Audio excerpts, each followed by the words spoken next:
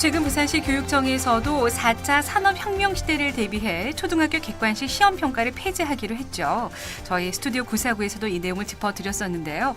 4차 산업혁명, 자녀 교육에 정말 많은 변화를 가져올 것 같습니다.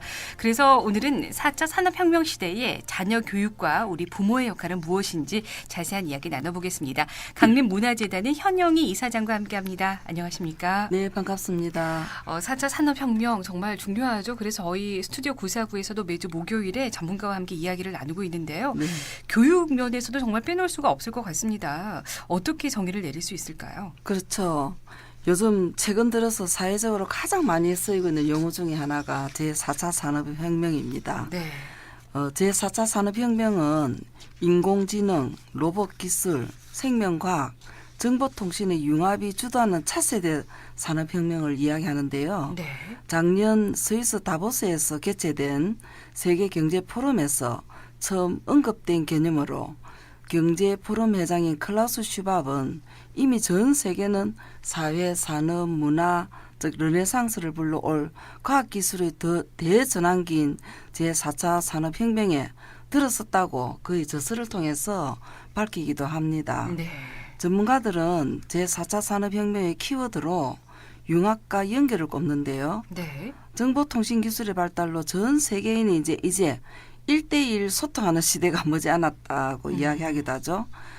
그리고 디지털 혁명을 기반으로 한 다양한 과학기술이 융합되어서 개인뿐만 아니라 경제, 기업, 사회에 혁신적인 변화를 가져올 것이라는 겁니다. 네.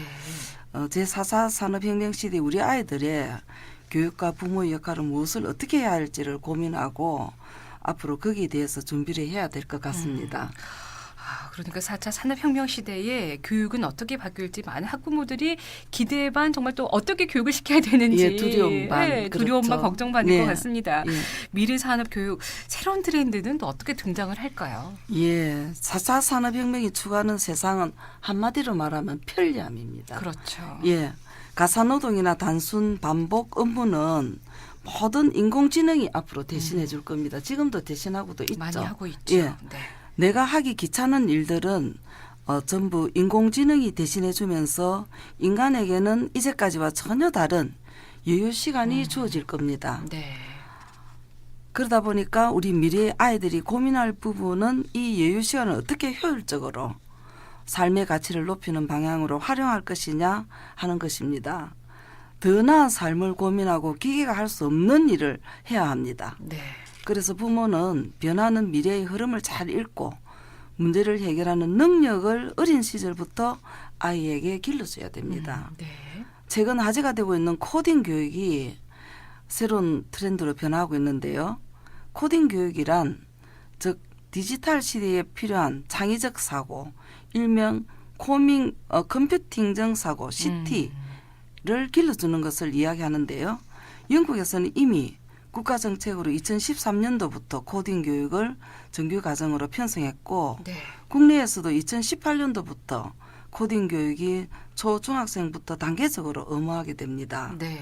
올해부터 창의, 융합형 인재 양성을 목표로 하는 교육과정도 2015년도 이미 개정되어 현장 교육에 영향을 미치기 시작했죠. 그렇습니다. 또 네. 미리 앞선 교육을 하신 분들은 코딩 교육이라고 해가지고 지금 사교육 시장이 또 어. 말도 못하게 또 부작용을 그래요? 일으킨다는 그런 예. 뉴스를 접한 적도 있는데요. 예. 그렇다면 미래에 대비해서 지금 우리 아이들에게 어떤 것을 가르치는 것이 좋을까요? 네, 사실은 지난번에 인공 로봇과 지능과 그 이세돌 네. 바둑에서 우리가 봤다시피 네. 지금 굉장히 우리 인간들이 잘못하면 밀리고 있는 그런 실정이 될 수도 있겠죠. 그래서 인공지능과 동등하게 경쟁해서 불리한 일을 택한다면은 인공지능에게 질 수밖에 없습니다. 앞으로. 네, 네. 그래서 인간이 선택해야 될 일은 인공지능을 활용해서 다스리는 일입니다. 네. 우리 아이들이 키워야 되는 능력이 바로 이 부분인데요. 예를 들어서 북유럽에서는 이미 네. 아이들에게 게임을 하는 거를 하면은 소비가 되고 게임을 만들면은 아주 생산이 되는 거죠. 그렇죠.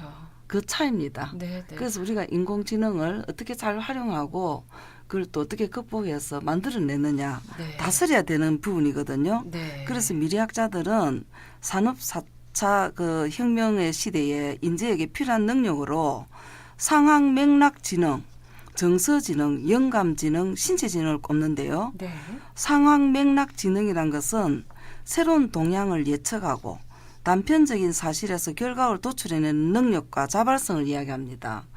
그리고 더불어서 끊임없이 변화가 일어나는 세상에서 앞으로는 정서지능이 높은 리더가 각광받는 시대가 올 것이라 오히려 것이죠. 정서가 메마른 것이 아니라 그렇죠. 이제 더 이제 뛰어난 더 사람이 더 주목을 받는. 그렇죠. 그렇게 돼야 될 것 정서지능이. 같습니다. 예. 네. 그리고 영감지능은 의미와 목적에 대해서 끊임없이 탐구하는 능력입니다. 네. 그리고 마지막으로 신체지능은 개인의 건강과 행복을 가꾸고 함양하는 능력을 이야기합니다. 네.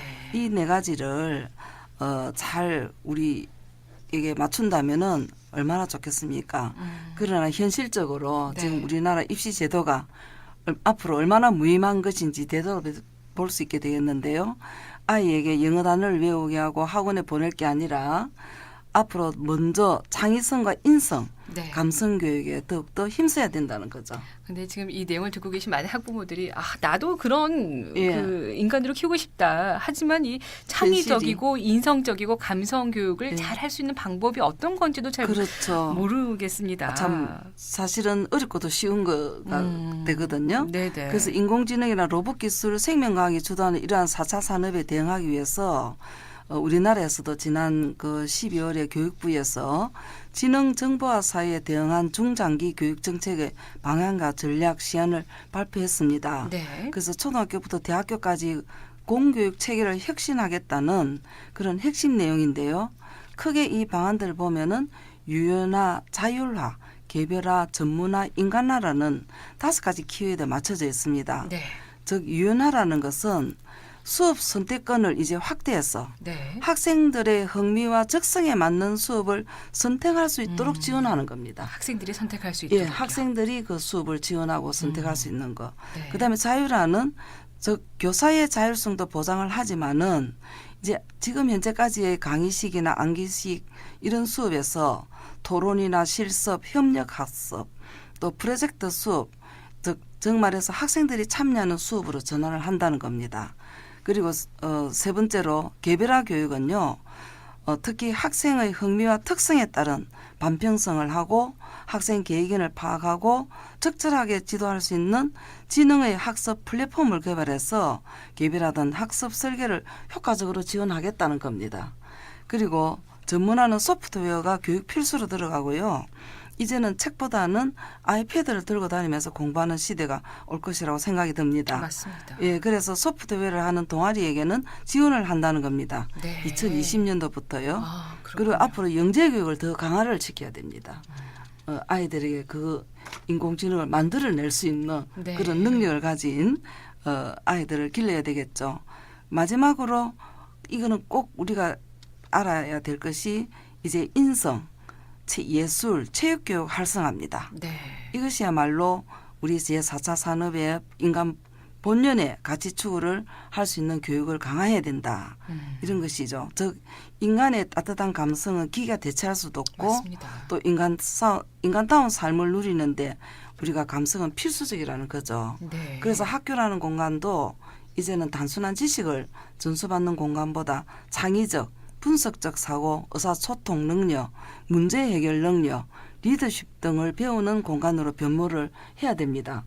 그런데 과연 이 학교 현장이 이걸 어떻게 실천하느냐가 지금 관건으로 저는 보여집니다. 네, 우리 아이 교육 현장에서 실천을 해야만이 이게 성공을 맞습니다. 할 수가 있거든요. 네, 정말 선생님들도 발빠르게 한 발짝 더 앞서서 네, 공부를 네. 하고 애들을 이끌어 가야 되니까요. 그럼요. 끊임없이 공부가 예, 필요할 것 조금 같습니다. 전에 제가 말씀드린 그런 부분을 네. 학교 현장에서 실천하지 못하면은 그냥 이거는 지나가는 그렇죠. 형식으로밖에 교육의 혁신이 될 수가 없는 거죠. 그리고 또 우리나라는 또 제자리 걸음밖에 못하는 거겠죠. 네. 교육의 현장이 가장 중요한 것 선생님들이 같습니다. 빨리 바뀌고 학교 현장이 빨리 바뀌고 네. 행정가들이 빨리 바뀌어야 될 것 같습니다. 네.